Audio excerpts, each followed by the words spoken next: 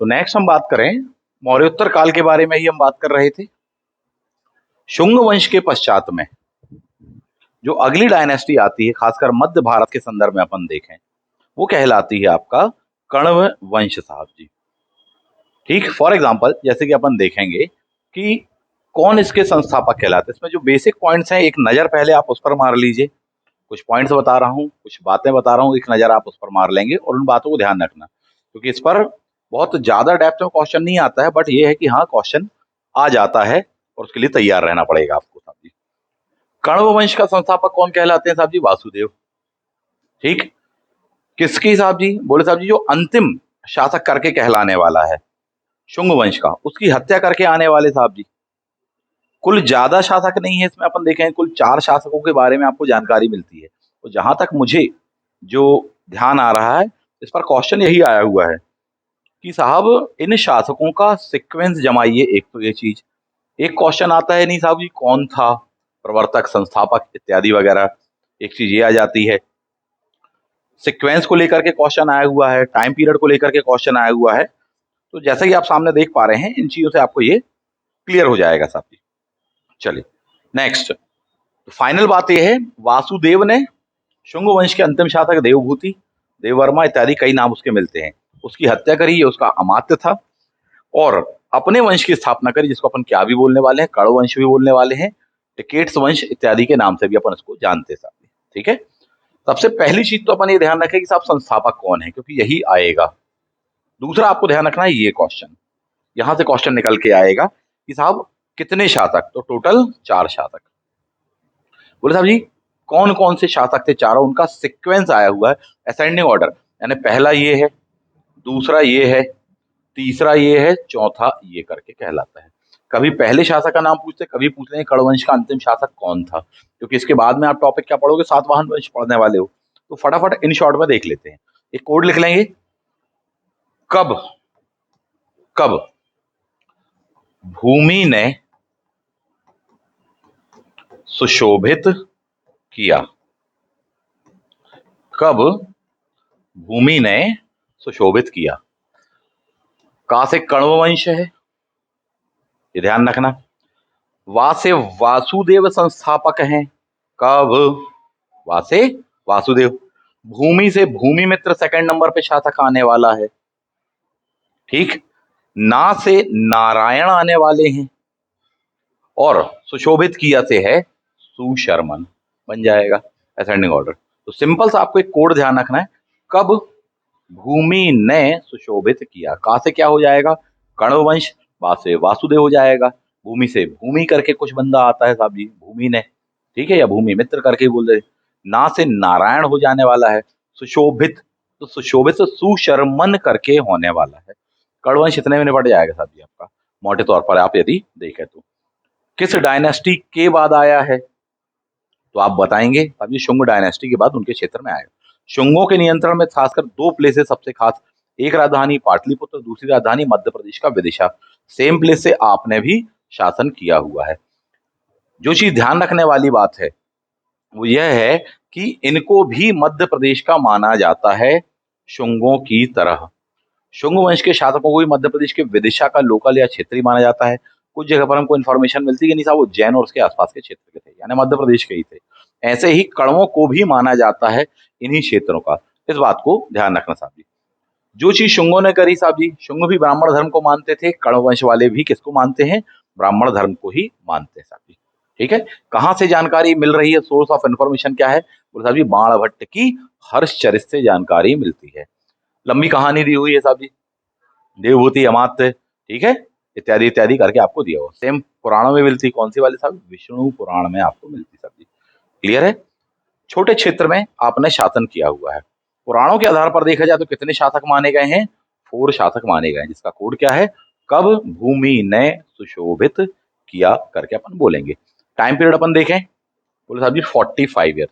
इनके पश्चात में कौन आ जाने वाला है, बोले साहब जी इनके पश्चात में आने वाले हैं, इन्हीं की जमीन पर या इन्हीं के प्लेस पर आंध्र सातवाहन वंश आते हैं। इस बात को थोड़ी सा ध्यान रख लेना, बन जाएगा अपन को ये। थोड़ी बहुत लोकेशन आप देख लेंगे,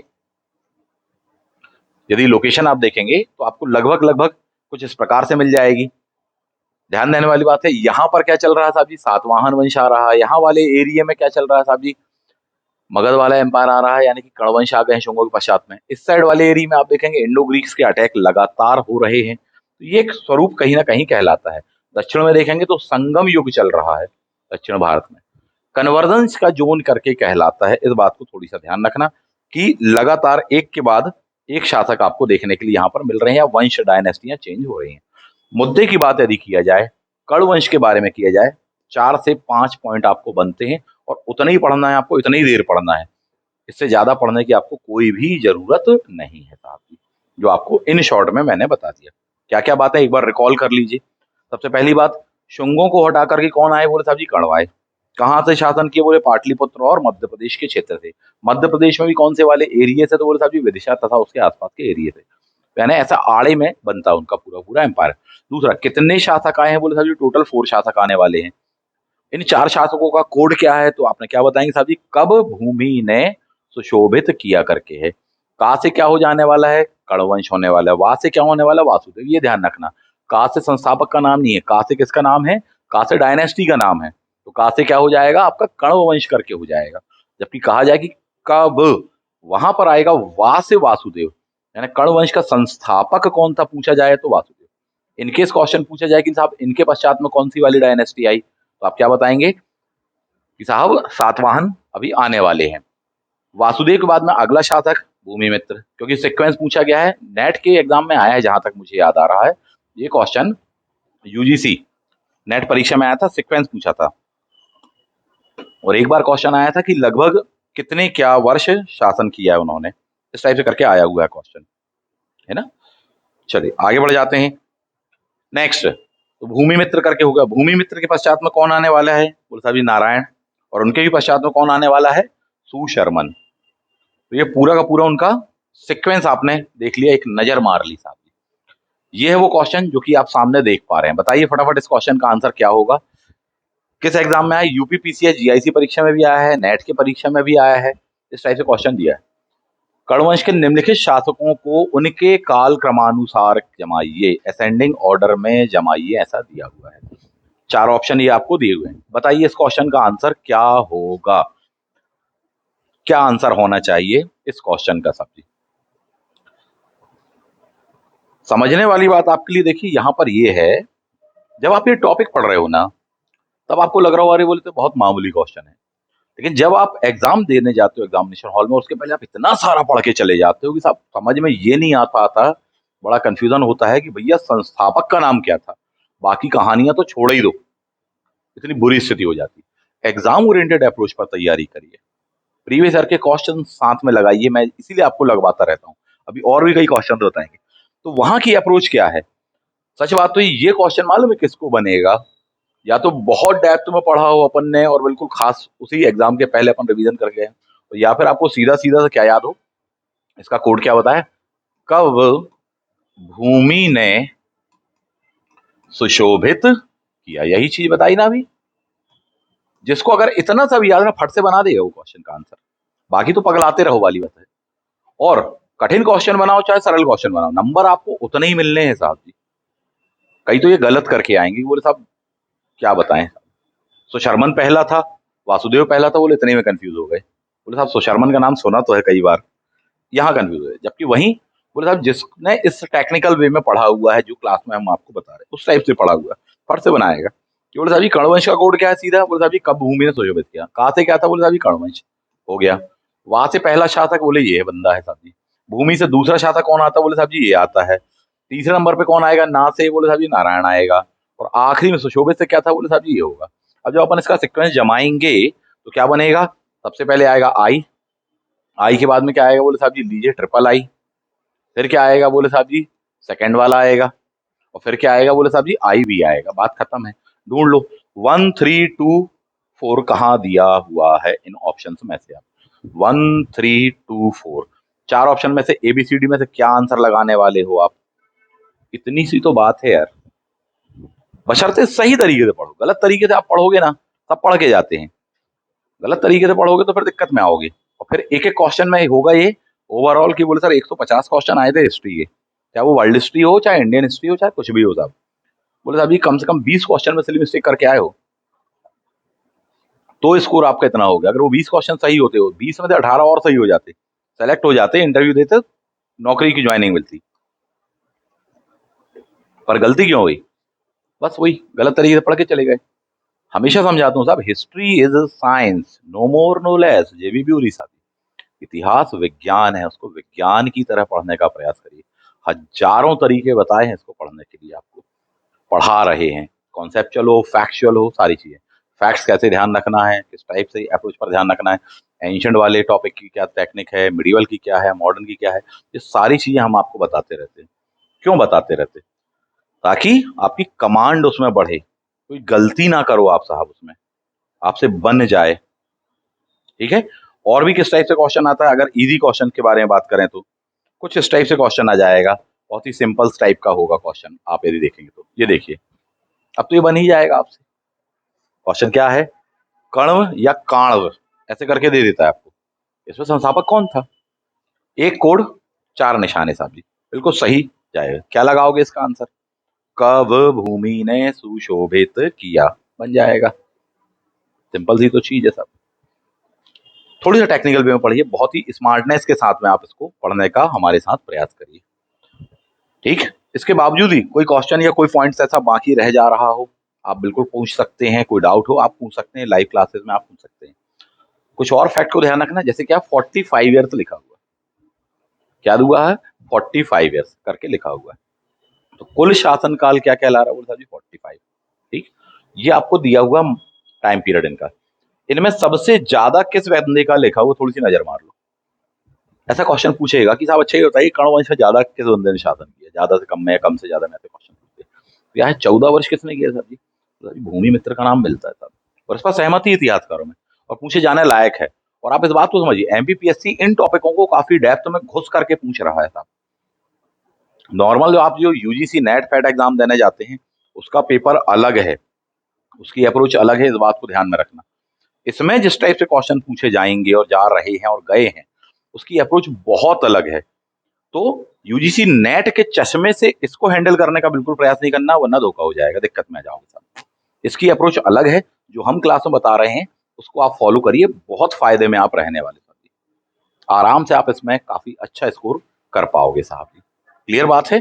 चलिए, और भी कोई क्वेश्चन आपको समझ में आए आप देख सकते हैं। टाइम पीरियड देख लो, कम ज्यादा। 9 ईयर्स वासुदेव, 14 ईयर्स आपका दिया हुआ साहब जी।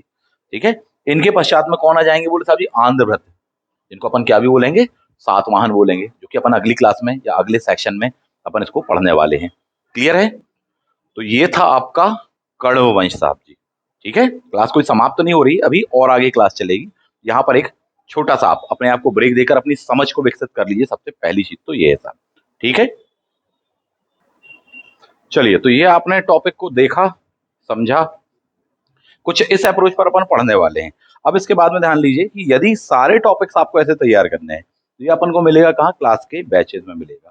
समझने वाली बात आपके लिए यहाँ पर देखिए, कितने शॉर्ट में, कितने कम से कम टाइम में अपन ने 10 से 15 मिनट में पूरे पूरे टॉपिक को पढ़ा। जब अपन इसी स्पीड से पढ़ेंगे, समझ समझ के पढ़ेंगे, वेरियस अप्रोच पर पढ़ेंगे, तब जाकर के आप इतने कम टाइम में पूरे पूरे सिलेबस को कवर कर पाओगे। ये तो फिर भी इंडियन हिस्ट्री के कोई टॉपिक्स हैं।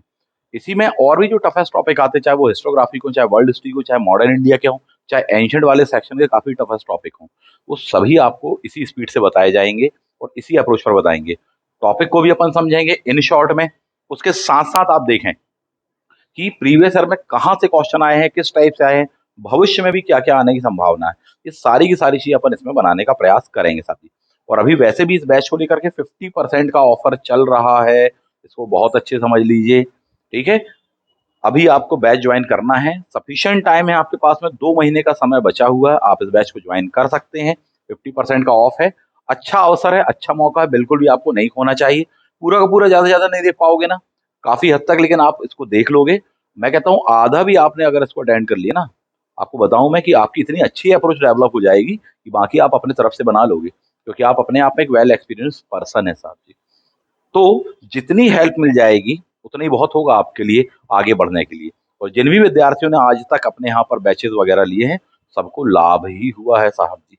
जबरदस्त अप्रोच पर लाभ हुआ, हर सेक्शंस को लेकर के लाभ हुआ है। तो ये बैच आपको मिल जाएगा साहब। 50% ऑफ चल रहा है, चाहे पेपर 1 लेना हो, चाहे पेपर 2 लेना हो असिस्टेंट प्रोफेसर का, उस पर चल रहा है ऑफर। संपर्क कर लीजिए दिए गए नंबर पर, ठीक है। और इस बैच को आप ज्वाइन करिए, विधिवत उसको आप कर सकते हैं अभी, ठीक है। इसके साथ साथ एक चीज और भी मुझे आपको बतानी थी, वो ये है कि यदि आप किसी विद्यार्थी को ऐसा कि बोले सर हमें सेक्शन वाइज चाहिए, बोले सर हमें केवल हिस्टोग्राफी चाहिए, हमें हिस्टोग्राफी प्लस वर्ल्ड हिस्ट्री चाहिए, फलाना सेक्शन चाहिए, ढिकाना चाहिए, ठीक है, वो सेक्शन वाइज भी आपको मिल जाएगा साहब, ठीक है। तो अच्छा ऑफर चल रहा है, आप अपने उन सेक्शंस को तैयार करना चाहते हैं, आपको लगता ही नहीं मुझे केवल हिस्टोग्राफी की और वर्ल्ड हिस्ट्री की जरूरत है, हाँ ठीक है, आप वो ले लीजिए, आपको सिर्फ उतना चाहिए, वो सेक्शन आपको मिल जाएगा साहब। क्लियर है? चलिए, तो ये था आज का टॉपिक जो अपन ने देखा समझा। कुछ इस प्रकार से एक अच्छी अप्रोच पर तैयार करिए, ऐसे ही मिलकर तैयार करते हैं और आगे बढ़ते जाइए। मिलते हैं नेक्स्ट वीडियो में। Thank you. जय हिंद।